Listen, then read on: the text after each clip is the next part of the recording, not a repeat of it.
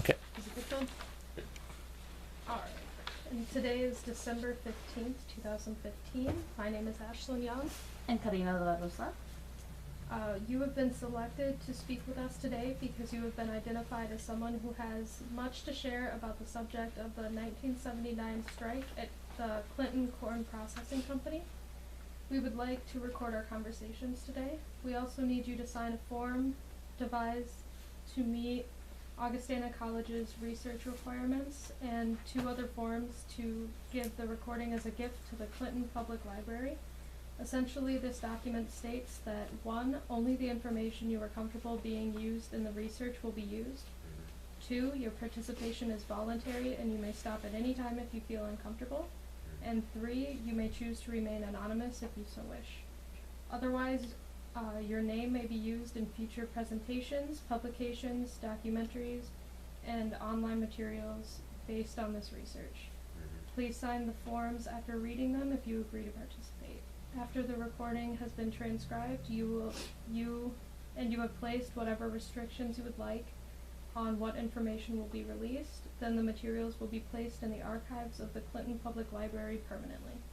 Thank you for agreeing to participate. We plan that this interview will last no longer than an hour. During this period, we have several questions that we would like to cover. We do not foresee that any of these questions will make you uncomfortable, but please let us know if it does, and we can move to another topic. Please let us know at any point if you need to end the interview earlier, and we will shorten the interview. On the other hand, if time begins to run short, it may be necessary to interrupt you and to push ahead in order to complete this line of questioning and to come back to a follow-up interview. For the record, can you please state your name and spell it for us? Can you please state your name and spell it for us? Okay, Robert Betsinger, Betsinger. Where do you live right now? And In Clinton, Iowa. and where do you live at the time of the strike? I lived at my present residence at 634 South 18th Street in Clinton, Iowa. What is your interest discussing this in the Clinton Corn Company strike? I'm sorry. What is your interest discussing the Clinton Corn Company strike? My interest? Well, I mean, I've been always following events in Clinton, and this was a significant event when it happened. See, my father had started there in 1938, and he was part of the union that started in that plant. And my grandfather was killed there in 1935. He was gassed, and but anyway, yeah. But so I had, from that perspective, a lot of his friends and a lot of my friends worked there. So I had an interest. Oh, so you worked there. Can you describe what job? No, I never worked there. Oh, you didn't work there. My father did. What was the job that your father was doing at that time? He was a millwright. He'd retired in 1972 before the strike. Do you want to explain what a millwright does? Well, there's kind of a millwright pipe fitter. They kind of a general mechanic. Millwright comes from the mill, but I mean it's a term, archaic term, but it's actually something that it later on came to have somebody who worked in a factory, did all kinds of repairs and stuff, kind of like a maintenance man, millwright. What would you say your feelings towards the union were? You said your father was... Well, he was a union steward actually, and of course I knew a lot of his friends, and they actually it was Clinton Corn Processing at that time. It was sort of the people that managed it and ran it lived here in town. There was a man named Roscoe Wagner that was a president, and I should share some pictures where they didn't think that, but like in 1951, 52, they had these safety awards, and he's down there handing the safety awards to the employees, or there was a real bond between management and the company and the union. Do you think that changed during the strike? Yeah, it did change. It did change in the later years. When he retired in 1972, he said he told those people that we did a lot of work building this union, and just take care of it and don't let things happen. But I think there were stories going around that I think Sandra Branch took it over. And then there was a different perspective, I think, toward the management, toward the union. And I believe there was some, animosities, real or imagined, possibly developed, because it kind of changed after that, the relationship. And apparently there'd been a wildcat strike leading up to this other strike, and I think there'd been grievances piling up, and whether on both sides, there were just things that happened, and there was even rumors in 1979 that there was going to be a strike there. I mean, and it was kind of an undertow that was going on in the community, and I think there was like us against them type of thing, and then they had that, I think, was it the Wildcat? I can't remember if it was the Wildcat strike. There was the first one, and then the other one, apparently somebody was taking light bulbs home in the dinner book, and then they all, but before that I'd heard stories that, and this is before up the strike, that, and I'm not against the unions or nothing, I'm just trying to say the stories that were going around. Apparently there was like, well, they you know, somebody had a certain job, electricians would do something, so if you want a light bulb changed, you'd have to call an electrician. Well, it's like they'd call somebody to change a light bulb, and they'd come there a half an hour before and look at it, and then come back after noon and do it. But you know, there's always those stories, and whether they're real or imagined, I don't know. But anyway, it built up to a head, and then they had this strike, and it got bad. I mean, the police, they had to call the police in, and there were cameras, and I think you heard all that. Was your father part of the strike? What? Was your father part of the strike, or your Oh, no, friends? he'd retired in 1972. Oh, He'd retired. He never got involved with it, but of course he sympathized with some of the people, and a lot of people that I worked there, they lost their jobs on account of it, because there was pretty much very few people that actually stayed in the plant that broke the, strike breakers, you call them. But I guess some of the management people, they brought them down to do some of these work that the workers had done. Of course, they didn't. It was hard on everybody. It was a lot of stress involved. But then there was this thing with a minister named Reverend Dawes. I think it was St. Mark's Methodist Church in Comanche, and he took much sympathy for these workers, and probably some people lived in Comanche that worked there, and he invited Angela Davis to come and speak to him, and then they got this unwarranted stigma that it's communism, and then there was people writing letters saying we don't want communists, and they basically run him out of town. It got pretty ugly, but then it put it in a different perspective, and it was I can't think of Bob Kronovich. He's a friend of mine. He worked there, and he lost his job, but his brother was one of the ones that was I think the union president, and apparently he had rifle bullets fired through his house, and then one of the management people, I think it was Bob Coons, he had his house, he had to have police surveillance around. In fact, he lived near me, and I always took walks sometimes even. I can remember that day I was walking down that street, and here's the police cars sitting there, and of course they stopped me and wanted to know what I was doing. I said, I'm walking. But I mean, there was a lot of apprehension like there is today with stuff going on, you overreact, but that was my, well, then, like I said, it was just, there was letters, supporting the strikers, and of course the local newspaper took the side of the company, and it kind of painted a bad image of Clinton, I think, at that time, because everybody, it was kind of a national, I think it was getting a lot of coverage, and eventually the union was broke, and it's kind of ironic that the guy that had been on the management side, Mr. Coons, he ended up, they actually had to train some of these workers, and he was training the ones that was laid off for jobs. So I think you probably heard that one before. So, but it was very interesting, and like I say, a lot of people I knew, they lost their jobs, and they were good paying jobs, and you kind of seen the effect on the community, because it just kind of, things start just, it changes it. It's like Dubuque Pack. I don't know if you know the history of Dubuque Pack.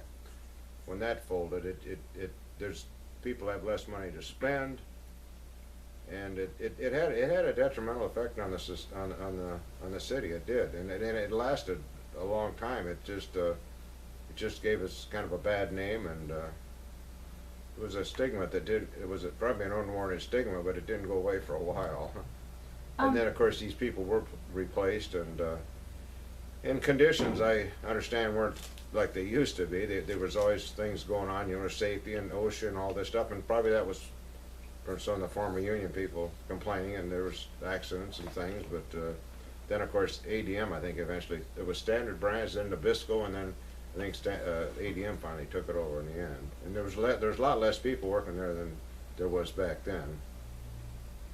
But they've always been, there's been a lot of problems associated with pollution and stuff with that plant. So, I mean, it's jobs, it's a factory, you have those things.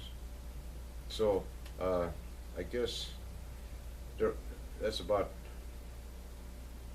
I'm trying to think of something. Have you got some other questions you'd like to ask me? You had mentioned some of the violence that was going on and a little bit about the police presence. Could you talk a little bit more about Well, they had police surveillance at the plant because there were strikers there, and then, of course, the people that wanted to go to work, and there was just, I remember one story, I think it was in the paper, it said the police and the cameras and the strikers, and it said the newspaper was on the sideline, and taking it all in, and like they took, there was the thought or the perception that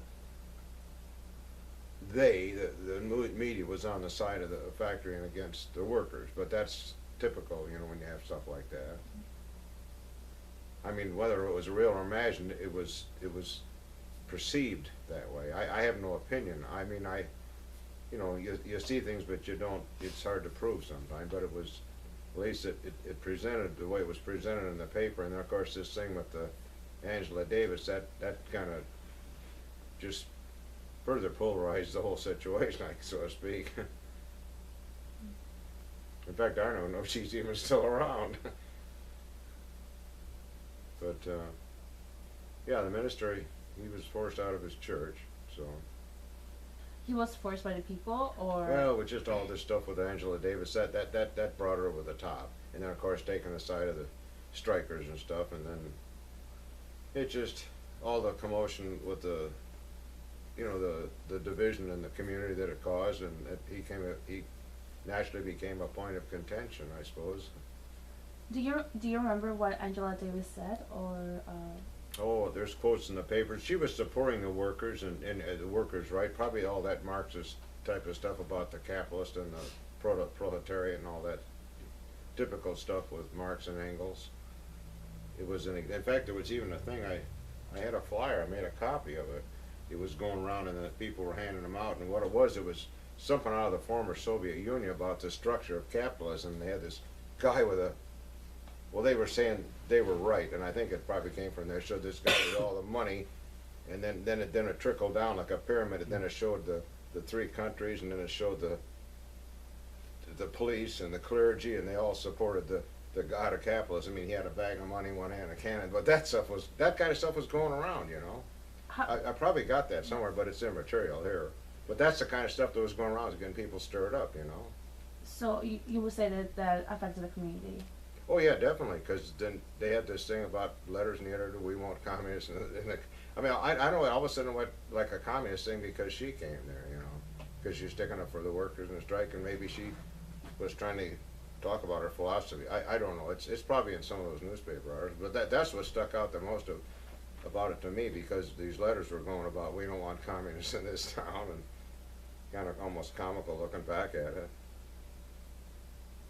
But Bob, I have a question. Yeah. What were you doing at the time, like around the strike? And I wasn't involved. I worked at the Savannah Army Depot. Well, I was wondering what you were doing yourself professionally, or as work, and then also what was Clinton like at the time before the strike and then afterwards? Oh, okay. Well, it was a pretty good town. I mean, you could raise your family here, and there was a lot of manufacturing plants. You could get a job here, and the population, I think, probably up around 34,000 or something. It was a robust community. It had a lot of things going. Certainly, I mean, just everything was on the upswing. I mean, there was a lot of construction going on, and it was a good time for Clinton. I mean, there was little things that factories that closed now and then, but it was just that time of the smokestack industries. They were right on the cusp of prosperity. I mean, we had our problems, but I mean, there was, like I said, there was always, everybody wanted to get either work at Clinton Corn or DuPont because they were the two highest paying places in town besides the Chicago Northwestern Railroad shops. But see, they're all gone now, these factories, so that kind of put us in the tailspin economically. The good paying jobs are just not there. They were there then. You don't see too much of that now, at least for workers, factory workers. Well, what do you think changed, and do you think the strike had a role in how changing things? Well, I think there was this talk that, you know, no factory is going to want to come to Clinton because it's a strike town, or it's a, not so much that, but the union thing, it just like it, I don't know if that really had anything to do with the demise, but it seemed like after that place went and the wages down, it just seemed like things started, they kind of hovered around, but it just like it had an effect. I can't really describe how, but you could see there that it's like when the railroad left, all of a sudden a lot of properties are for sale because the people are, you know, that they own a lot of property and rental properties and stuff, and you just saw things just to start to go downhill a little bit. You started noticing things that you didn't normally notice. Subtle things, but... So what were the things that you noticed at that time? Well, after the strike, I guess it took a while before you realized, you know, these people didn't have jobs, and it was a gradual thing. You don't really, you kind of get faded into it. You don't see it immediately, but you look back in retrospect, and then you can kind of identify what was going on. So it wasn't an immediate effect, but you could see things there, and then it was hard to get. You know, you got a lot of people that's unemployed, you know, and a lot of them left town or tried to find other jobs at other places. I think we started to see our decline in our population about that time, whether from that or from just the general decline of the smokestack industries. But go ahead. I mean, I'll answer anything you want. I can recall. I'm just not good at trying to remember all this stuff and put it in a perspective that you can understand without segueing back and forth into something. You had talked a little bit about the perception of Clinton. How do you think that changed how people outside of Clinton perceived the city before the strike and then after? That's a tough question.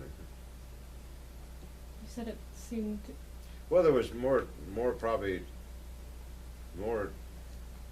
let's see. Well, the Grain Millers Union, that's the union that was at Clinton Corn, and they actually, Ralston Farina Company started here in 1968, and the Grain Millers tried to get started there, but they didn't get too far in that, and it just came to be known as a town that not for unions. It just became known as that, and it was kind of the decline of unions in town. I mean, when I worked in this town in the 70s, there was different unions. I belonged to one there, the International Association of Machinists and Aerospace Workers, but it was a small union, but there was different unions in town, but they're all mostly gone now. I think you've got some of the other ones with the plumbers and pipe fitters in the Quad Cities. They come up here and work, but not too many places are unionized anymore. It was a bad name in Clinton after that. To, you know, just the unions. Did it change the way that the union you were a part of functioned? Well, that was a different union. We never. I started that. I belonged to that from 1973 till up to the time I quit that job that I had in that factory. It was headquartered over in Morrison and General Electric, and that's since gone. And there's all little factories, like there was Collis Company, Central Steel Tube Company, and all little. They had a whole conglomeration of people to make the union to get enough people in it. But whether it affected that, I don't know so much. But like I said, those unions are gone now. They're just not around anymore in this town anyway. Do you recall any stories your friends told you at that time with the